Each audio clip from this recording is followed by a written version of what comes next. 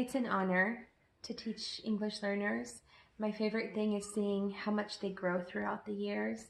Another one of my favorite things is knowing that we're not just teaching them to speak English, they're becoming bilingual and they're developing two codes of languages in their brain. Um, and I just love everything that they're able to accomplish.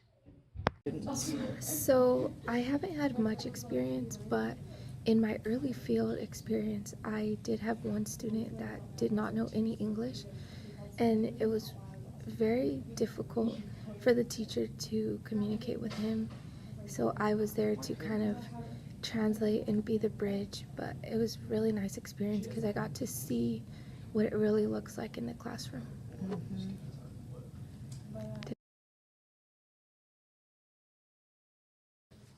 One of the biggest concerns I have is not knowing my student's native language and therefore not being able to communicate with my student at all. I think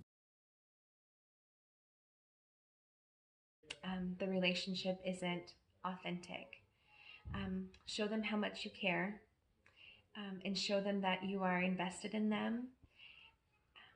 Demonstrate that you respect their families and that you value what they bring to your community, um, and then help them make those connections, find out what they know, find out what they love, and connect learning to their world. And again, I think those nonverbal cues of having some type of maybe symbols or something that you guys could establish in your classroom that everyone knows is common for that student. But again, it's a lot of contact though. It's a lot of making sure that you're finding out ways that you know that they're understanding.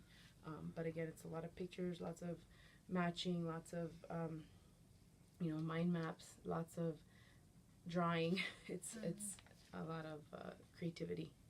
But I mean, it's easy to do once you get the hang of it. Once you get to know your students and build that relationship and build that code, I think you'll do well. But again, it's building that code with the student. Not saying, oh, you're gonna do this and this. No, you can build it together, so you're able to have that, to show that we're partners in our learning. A lot of trying to get them to speak and giving them a lot of like word banks. Mm-hmm. If you cover something, have them keep maybe a journal of the new words that they learned. so my experience was I grew up only speaking Spanish and learning English in school, so my biggest challenge was learning the English and also keeping up with my Spanish. So with that, I would just know to be patient and not take away the other language.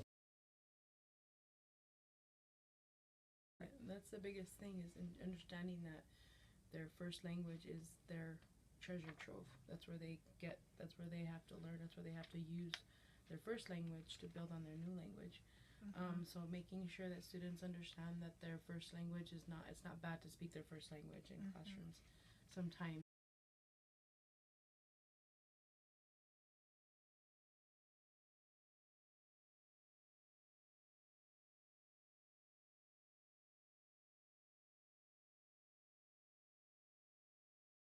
I recommend that teachers read about biography-driven instruction, and if you have a chance to take an EL class from Kansas State University or all of your EL certification from Kansas State University, you'll learn a lot about biography-driven instruction and how to look at kids in an asset perspective instead of a deficit.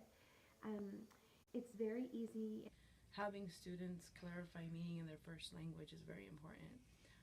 So a lot of the BDI, the biography-driven instruction strategies, such as linking language, dots, mind maps, anything to where you can first access their prior knowledge, their background knowledge, and how are you going to connect that to the new knowledge that they want them to learn.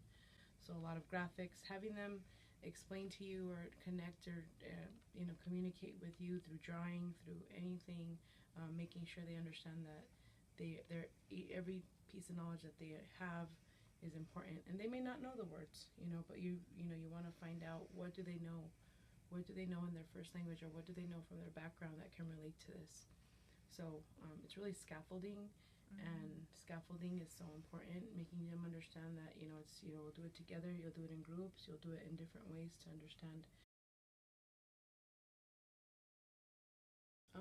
I think you have to make sure that your culture in your classroom is open, making sure that they understand that everyone's welcome and everyone is equal, first of all.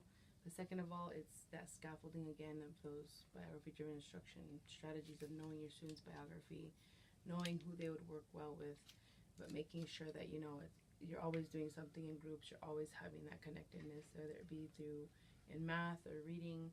It's always making sure that they know that they have to produce together in order to, do what they need to do. Teamwork, the idea of teamwork.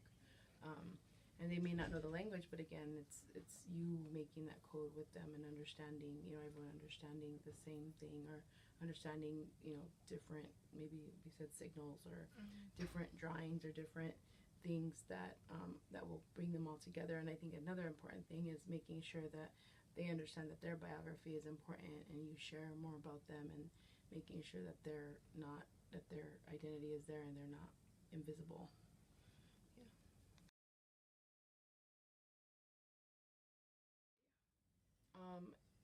The thing is about working with English language learners, I've learned probably much more than what I ever thought I would learn about.